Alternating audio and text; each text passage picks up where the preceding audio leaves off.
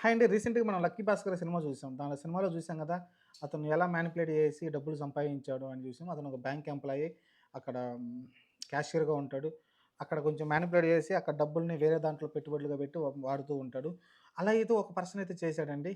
యాక్చువల్‌గా ఇతను చేసింది ఏం చేశాడంటే ఇప్పుడు గోల్డ్ ఉంటుంది గదా! 2,00,00,000 అంటే తక్కువ కూడా కాదు. బ్యాంక్‌లో ఉన్న గోల్డ్ మనం గోల్డ్ పెట్టి మనం లోన్ తీసుకుంటాం గదా!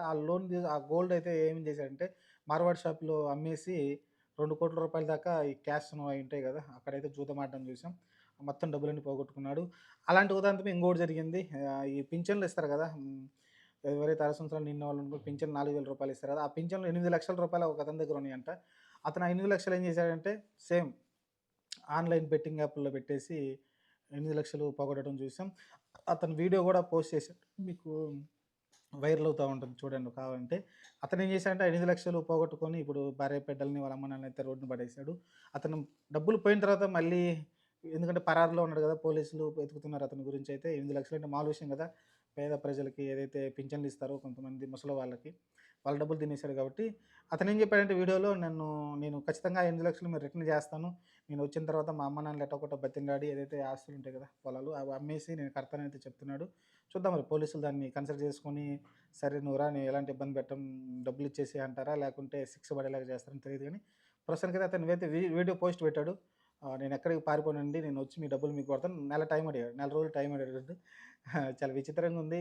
అంతే అత్యాస రోజు రోజుకి ఒక రోజులోనే కోటీశ్వరుడు అయిపోవాలన్న అత్యాసతోటైతే ఇలా అయితే చేస్తున్నారండి. అతను 2,00,00,000 బ్యాంక్‌లో బంగారం అమ్మినప్పటికీ, ఇతను 8,00,000 గవర్నమెంట్ అంటే ప్రజల సొమ్ము. ఆహ్, బెట్టింగ్‌లో పెట్టడం కావచ్చు. ఇలా రకరకాలుగా అయితే ప్రజలు మైండ్ సెట్ మార్చుకోవాలి. ఎవ్వడు ఊరకనే డబ్బులియ్యడండి. అది గుర్తుపెట్టుకోవాలి. కష్టపడితేనే డబ్బులొస్తాయి. ఉదయం నుంచి సాయంత్రం దాకా కూలి సంపాదించుకుంటే ఎన్ని డబ్బులొస్తాయో మీరు చూస్తున్నారు గదా! మరి అలాంటప్పుడు 4, 500 వస్తున్నాయి. మరి అలాంటప్పుడు నీకు ఒక్క రోజులోనే నువ్వు లక్షాధికారి అయిపోవాలంటే లక్కుండాలి. దాంతో పాటు అన్నీ ఉండాలి. కష్టపడి ఉండాలి.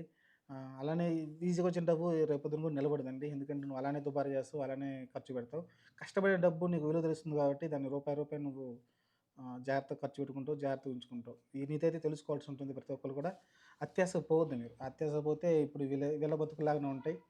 డబ్బులు ఎవడు ఊరకనివ్వడు. ఒక్క రోజులో నైట్ కోటీశ్వరుడు అవ్వాలంటే అది అంత సాధ్యం కాదు.